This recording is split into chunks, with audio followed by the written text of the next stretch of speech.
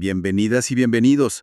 Hoy nos metemos en un tema que, bueno, creo que nos toca a casi todos, ¿no? ¿Por qué a veces nos cuesta tanto reconocer algo bueno que hicimos? O simplemente darnos un pequeño gusto. Vamos a analizar a fondo un capítulo que me pareció fascinante, sobre la autoestima. Se titula Hacia un buen autorreforzamiento. La idea es entender un poco eh, esas barreras que nos ponemos y más que nada encontrar pasos prácticos para mejorar eso de premiarnos a nosotros mismos. Es curioso, ¿no? Parece que somos buenísimos planeando. No sé, el trabajo, las vacaciones, todo, menos nuestro propio bienestar. Hay una cita por ahí, creo que de John Masefield, que dice algo como, a ver si me acuerdo, tal vez una vez cada siglo, la alabanza echa a perder a un hombre, pero es seguro que una vez cada minuto, algo digno y generoso muere por falta de elogio. Fuerte, ¿eh? Uf, sí, es una cita muy potente. Y justo el material que estamos viendo apunta a eso, ¿sabes? Sugiere que muy a menudo vemos el tiempo para nosotros, el ocio, el disfrute, casi como si fuera tiempo perdido, Sí, algo que hasta nos genera culpa. Esta idea de simplemente estar sin una meta productiva clara, pues choca de frente con mensajes culturales muy arraigados sobre el deber, el sacrificio y un autocontrol que a veces se entiende mal, ¿no? Se lleva al extremo. claro, la culpa. Y esa culpa, bueno, es un motor increíblemente fuerte. El texto menciona gente que de verdad se siente mal si descansa o si disfruta algo. Piensan, debería estar haciendo algo útil, estoy perdiendo el tiempo. Nos volvemos como hiperactivos por miedo a ser flojos. Pero, ¿de dónde viene esa resistencia tan fuerte a felicitarnos o a darnos un respiro? Pues parece que hay una creencia muy profunda, casi como un mandato invisible, ¿no? De que recompensarse es peligroso, que es egoísta o autocomplaciente. Mmm, Se valora tanto la capacidad de postergar la gratificación que corremos el riesgo de irnos justo al otro extremo, a la insensibilidad. ¿a no sentir? Exacto. Perdemos la capacidad de disfrutar las pequeñas cosas, de asombrarnos. Es como si confundiéramos la disciplina, que es necesaria, claro, con una especie de anestesia emocional. Técnicamente eso se llama anedonia, la incapacidad de sentir placer. Vivir siempre con el freno puesto, pues nos agota afectivamente. Y para luchar contra eso se propone algo que, en este contexto, suena casi, no sé, radical, una filosofía hedonista. La palabra hedonista tiene como mala prensa, ¿no? Quiere decir vivir en el exceso, en el descontrol. No, para nada. Y eso es súper importante aclararlo. No es un llamado al desenfreno ni a la búsqueda compulsiva del placer, para nada. Se define aquí como un estilo de vida que está orientado conscientemente a buscar el disfrute, pero de forma responsable. Ah, ok. Responsable. Claro, la clave es una premisa ética que es simple pero muy liberadora. Si no es dañino para ti ni para otros, puedes hacer lo que te genere placer. O sea, es una invitación a ser honestos con nosotros mismos sobre qué nos hace sentir bien, qué nos da alegría, qué nos satisface y buscarlo activamente, sin pedir permiso, sin sentir culpa innecesaria. El objetivo no es solo no sentirse mal, que la verdad es una meta bastante pobre. Sí, bastante conformista. Exacto, sino activamente sentirse bien. Darse esos premios que uno se merece. Entendido. Es un hedonismo, digamos, con brújula moral, enfocado en el bienestar real. Pero si suena tan lógico, ¿por qué nos cuesta tanto ponerlo en práctica? El material identifica obstáculos claros. El primero es algo que llama la pérdida de la conducta de exploración. ¿Qué quiere decir eso en la vida diaria? Pues se refiere a esa chispa de curiosidad que todos tenemos de niños, ¿no? Ese impulso casi natural de investigar, de probar cosas nuevas, de olfatear el mundo. Lo vemos clarísimo en los niños, en los animales. Sí, sí. Pero como adultos, muchas veces caemos en la rutina. Nos volvemos súper predecibles. Dejamos de explorar sabores nuevos, caminos distintos, actividades diferentes, ideas nuevas. Nos encasillamos. Justo. Y esa exploración, aunque no tenga un fin productivo inmediato, es vital. Es vital porque nos permite descubrir fuentes nuevas de satisfacción, de alegría. Sin explorar nos estancamos en el aburrimiento, nos aferramos a lo conocido aunque ya no nos llene, y nos desconectamos de cosas que podrían gratificarnos mucho. Como dice el texto, la felicidad rara vez toca a la puerta. Hay que salir a buscarla o por lo menos estar abiertos a encontrarla por el camino. Tiene toda la lógica. Si no exploramos, ¿cómo vamos a saber qué cosas nuevas nos podrían gustar o servir de premio? Y menciona una segunda barrera, que suena todavía más de fondo, la pérdida de la capacidad de sentir. ¿Cómo que perder la capacidad de sentir? Suena raro. Sí, suena fuerte, ¿verdad? Pero no se refiere obviamente a dejar de tener sensaciones físicas. Es más bien un doble fenómeno. Por un lado, como un adormecimiento de nuestros sentidos más básicos, ¿no? El olfato, el tacto, que dejamos de usar conscientemente para disfrutar. Y por otro lado, que quizás es lo más importante, los bloqueos emocionales. Ah, claro. Creencias limitantes que tenemos súper internalizadas, del tipo mostrar emociones es de débiles o expresar alegría o tristeza es hacer el ridículo. Bueno, todo eso nos lleva a reprimir lo que sentimos. Como el ejemplo que pone el texto del ejecutivo este. Exacto. Ese caso es tremendo. Un ejecutivo exitoso, súper controlado, ¿no? Y su esposa le dice que lo deja por otro hombre. Y su única reacción externa es decir, debo reconocer que me siento algo incómodo. Increíble. Esa represión constante no solo nos impide expresar, sino que nos puede llevar a lo que se llama dislexia emocional. Dejamos de entender nuestras propias emociones y, claro, también las de los demás. Irónicamente, esa misma falta de conexión emocional era parte del problema en su matrimonio. Qué fuerte ese ejemplo, de verdad. Pero, entonces, ¿la alternativa es la impulsividad total? ¿Perder los estribos por cualquier cosa? Eso tampoco suena muy sano, ¿no? No, no para nada. No se trata de eso en absoluto.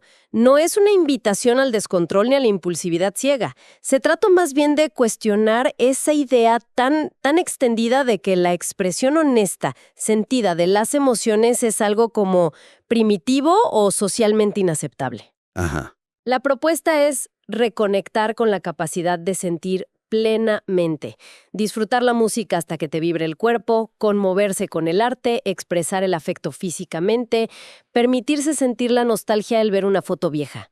O incluso expresar la frustración de forma contenida pero real, ¿no? Como darle una patadita simbólica a la llanta del coche que te dejó tirado. Entiendo. Sentir es explorar nuestro mundo interior, es saber qué nos gusta, qué nos duele, qué nos mueve, y eso es fundamental para poder creernos mejor, para saber cómo autorreforzarnos. Entiendo. Es como recuperar la conexión con nuestra brújula interna de sensaciones y emociones. Ahora, si esas son las barreras, la falta de exploración y esa desconexión emocional, ¿qué podemos hacer activamente para superarlas? El material propone herramientas concretas. La primera me llama la atención, el autoelogio. Hablarse bien a uno mismo, así de simple. Así de simple y así de poderoso. Es básicamente cultivar un diálogo interno que sea positivo y de reconocimiento. Felicitarnos ya sea en voz baja, en privado o solo mentalmente, ¿no? Cuando hacemos algo que consideramos bien hecho, cuando logramos una meta, por chiquita que sea, o simplemente cuando nos sentimos orgullosos de un esfuerzo.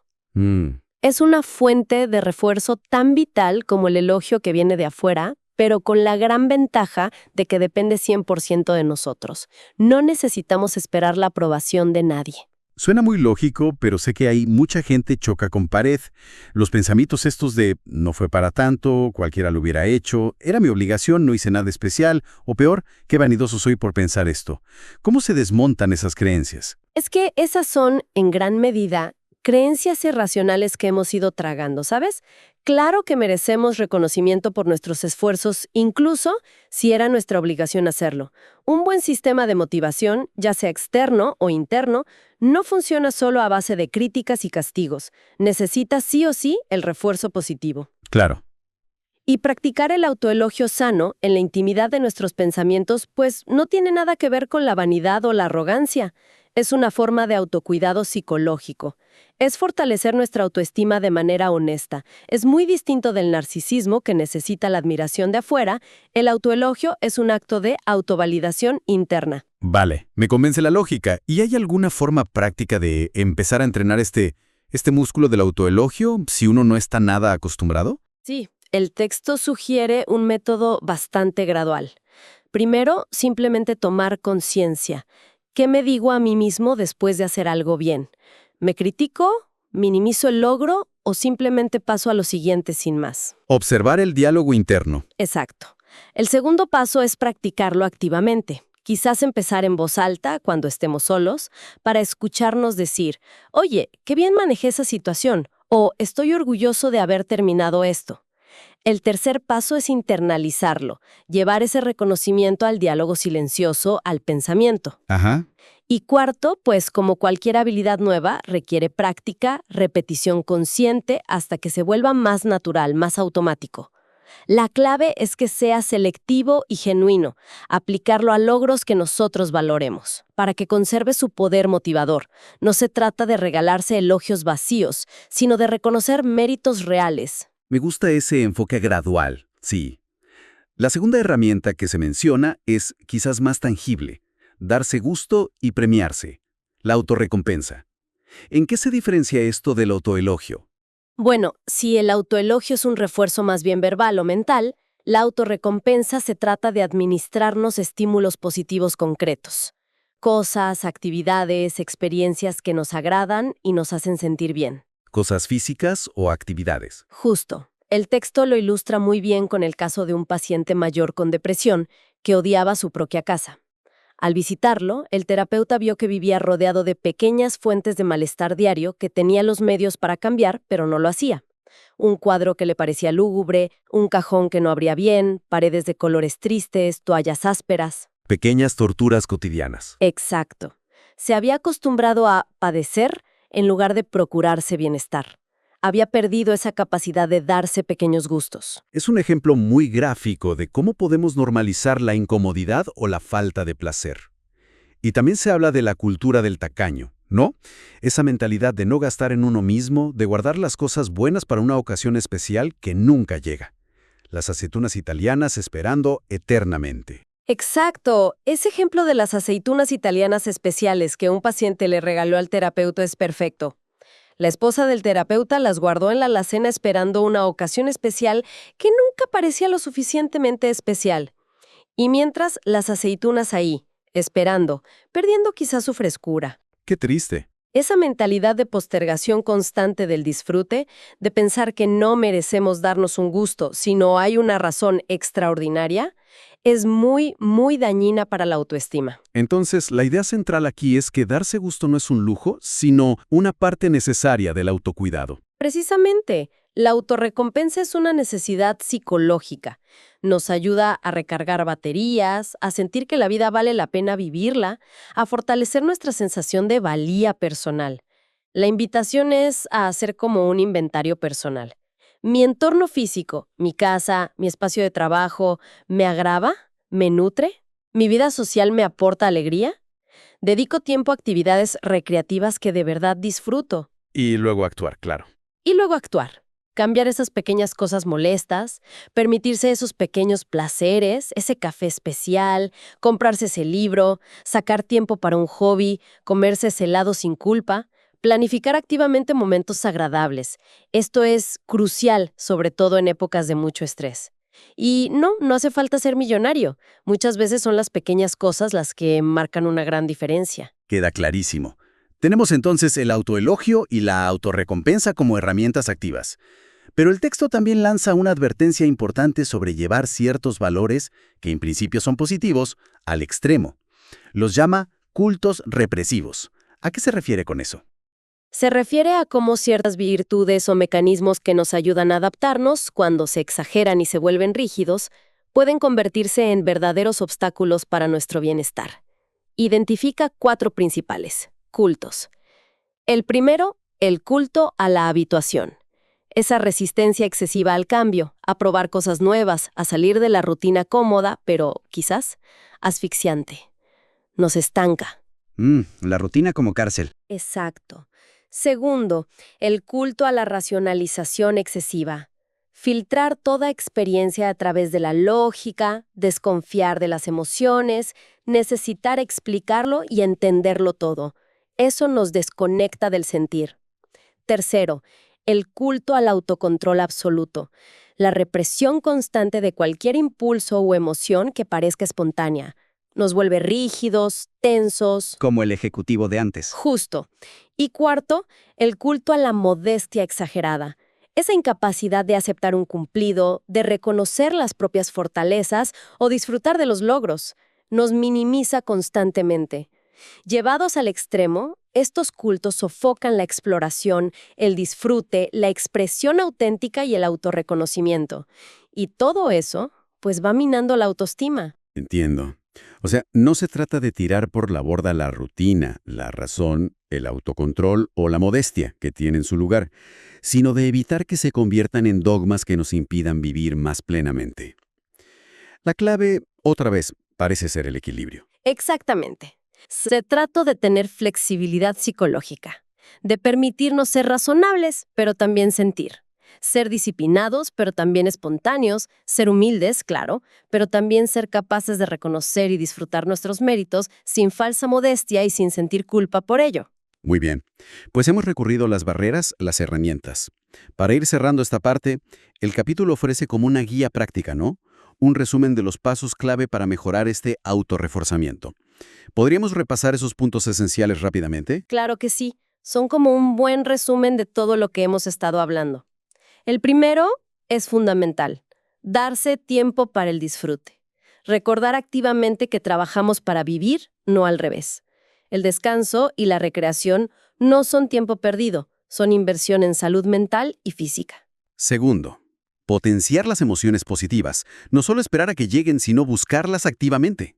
Reconectar con pasiones, buscar el placer sano, saborear los buenos momentos. Tercero, no racionalizar en exceso lo agradable.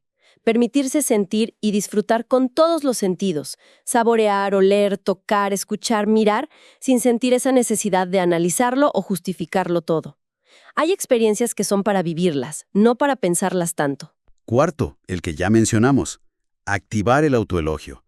Acostumbrarse a felicitarse sinceramente por los logros, reconociendo el esfuerzo y la propia valía, sin depender de lo que digan los demás. Quinto, que tiene que ver con los cultos. Ser modesto, pero sin exagerar. Aprender a aceptar los cumplidos, a reconocer y disfrutar las propias virtudes y fortalezas sin sentirse incómodo o culpable. La falsa modestia no ayuda a nadie. De verdad. Sexto, la autorrecompensa. Darse gusto. Incorporar activamente pequeñas recompensas y placeres en la rutina diaria. Mejorar el entorno para que sea más agradable. Darnos permiso para disfrutar cosas que nos gustan. Y séptimo y último, luchar contra la represión innecesaria. Permitirse más espontaneidad, expresar las emociones de forma auténtica, siempre con respeto, claro, soltar un poco el control excesivo y dejar que fluya la creatividad y la afectividad. Excelente resumen, muy claro. Entonces, si tuviéramos que sacar la esencia de todo este análisis, parece que mejorar nuestra capacidad de autorreforzamiento, esto de elogiarnos y premiarnos, va mucho, mucho más allá de un simple capricho o un acto de egoísmo, ¿verdad? Totalmente. Es una práctica de autocuidado psicológico que es profunda y muy necesaria. Y bueno, implica un trabajo consciente de desaprender creencias limitantes sobre el placer, el deber, la expresión emocional y tomar la decisión activa de priorizar nuestro propio bienestar y nuestra autoaceptación. Totalmente de acuerdo. Y quizá como una reflexión final para que nos quede resonando, podríamos quedarnos con esta idea que está muy presente en el material. Asumir la responsabilidad por nuestro propio bienestar es tal vez nuestra mayor responsabilidad como adultos. Actividad a toda costa hacia la represión emocional.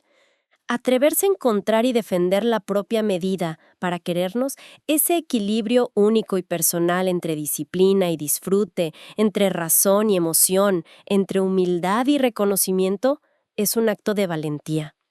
Y cultivar ese autoamor sano, ese respeto por nuestras propias necesidades y logros, no solo nos hace más fuertes, más resilientes, sino que paradójicamente nos prepara para relacionarnos con los demás de una forma mucho más auténtica, más generosa y compasiva.